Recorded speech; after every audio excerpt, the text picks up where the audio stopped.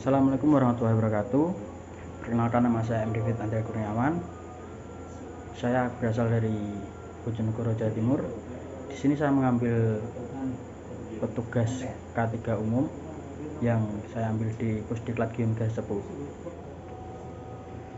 Di sini saya akan menjelaskan tentang teknik evakuasi korban atau pertolongan pertama pada kecelakaan pada korban yang ada di tempat kerja.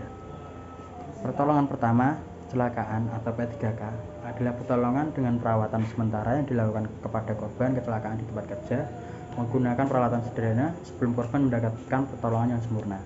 Meski hanya menggunakan peralatan sederhana, P3K bisa menjadi salah satu solusi untuk memberi pertolongan secara tepat dan cepat. Meski pertolongan pertama bukanlah penanganan yang sempurna, tapi dengan adanya P3K di tempat kerja akan memiliki banyak manfaat dalam mencegah keparahan cedera, mengurangi penderitaan, dan bahkan menyelamatkan nyawa korban. Jika tindakan P3K tidak dilakukan saat terjadi kecelakaan di tempat kerja, akibatnya dapat memperburuk keadaan korban bahkan menimbulkan kematian. Fasilitas pertama yang pada kecelakaan di tempat kerja yaitu harus ada pertama ruang P3K. Ruang P3K merupakan ruang yang disediakan dan dirancang khusus oleh perusahaan untuk penanganan pertama tenaga kerja yang mengalami kecelakaan maupun tempat merawat pekerja yang sedang sakit saat bekerja.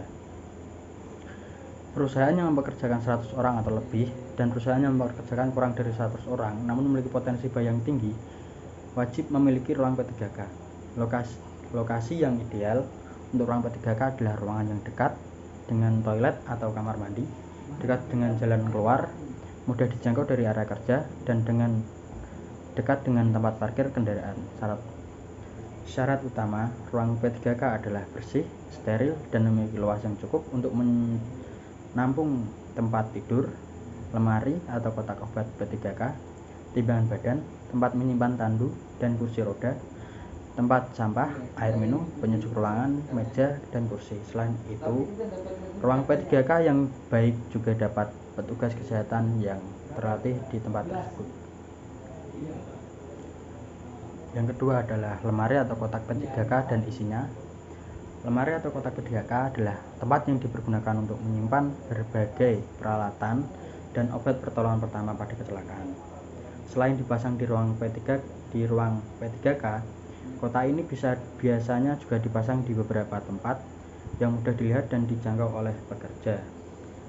Beberapa isi perlengkapan di kotak K3 tersebut berisi dari kaca steril terbungkus, perban plester, kapas, kain mitela, gunting, peniti, sarung tangan, masker, pinset, lampu senter, gelas untuk cuci mata, kantong plastik, aquades, povidone iodine, alkohol 70%, buku panduan P3K, buku catatan tensimeter, stetoskop, daftar isi kotak, dan obat-obatan.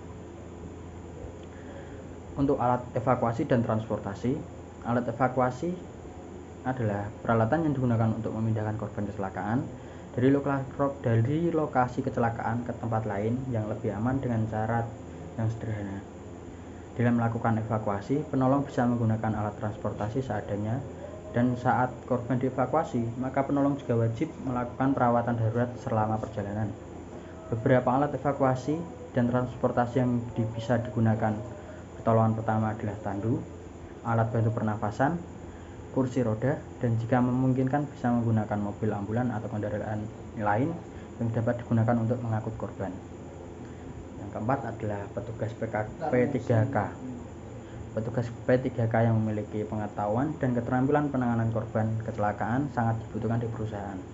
Petugas yang cekatan dan mampu mengatasi berbagai situasi kecelakaan kerja akan dapat mengurangi resiko akibat kecelakaan tersebut. Petugas P3K ditempatkan di tempat kerja mempunyai tugas yang pertama melaksanakan tindakan P3K di tempat kerja, merawat fasilitas P3K di tempat kerja, yang ketiga mencatat setiap kegiatan P3 dalam buku kegiatan, yang keempat yaitu melaporkan kegiatan P3K kepada pengurus.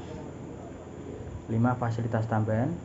Selain berbagai fasilitas P3 yang telah disebutkan di atas tadi, Perusahaan tentu juga membutuhkan berbagai fasilitas tambahan untuk menjamin kegiatan P3 dapat berjalan dengan baik dan lancar.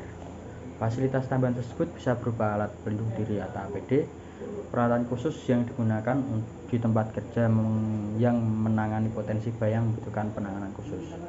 Alat pelindung khusus ini disediakan untuk perlindungan petugas K3 maupun korban kecelakaan. Hal ini disesuaikan dengan potensi bahaya di tempat kerja. Misalnya alat pencuci mata, seragam anti api, atau alat pembasahan tubuh cepat, dan lain-lain. Prinsip dasar pertolongan pertama pada kecelakaan kerja yaitu pastikan Anda bukan menjadi korban berikutnya. Yang dimaksud dari pastikan Anda bukan menjadi korban berikutnya yaitu saat terjadi kecelakaan kerja. Biasanya timbul situasi panik atau keributan. Sebagai petugas P3, usahakan tetap tenang dan lihatlah situasi dengan cermat sehingga Anda tidak menjadi korban kecelakaan berikutnya. Pastikan diri Anda dalam posisi aman dahulu untuk bisa menolong korban tersebut. Yang kedua yaitu pakailah metode pertolongan yang cepat, mudah, dan efisien. Untuk menangani pertolongan pertama pada kecelakaan, lakukan sesegera mungkin dengan berbagai peralatan dan sumber daya yang ada, dan manfaatkan peralatan yang ada tersebut agar kecelakaan tersebut bisa tertangani. Yang ketiga adalah catat semua usaha pertolongan yang dilakukan. Catatan ini berfungsi untuk memberikan dan secara valid kepada pihak lain, misal rumah sakit atau rujukan, tentang identitas korban, kronologi kejadian, dan gejala penyakit yang diderita. Yang berikutnya adalah sistematis pertolongan pertama pada korban kecelakaan, yaitu menolong orang yang sedang mengalami kecelakaan memang butuh mental kuat dan keterampilan P3K yang cukup. Beberapa tips untuk memberikan pertolongan pertama pada kecelakaan yaitu: pertama, jangan panik, jauhkan korban dari kecelakaan berikutnya.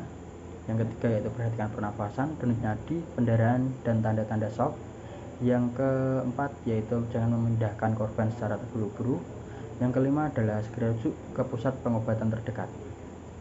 Terima kasih, itu yang bisa saya sampaikan. Apabila ada salah kata, mohon maaf yang sebesar-besarnya. Wassalamualaikum warahmatullahi wabarakatuh.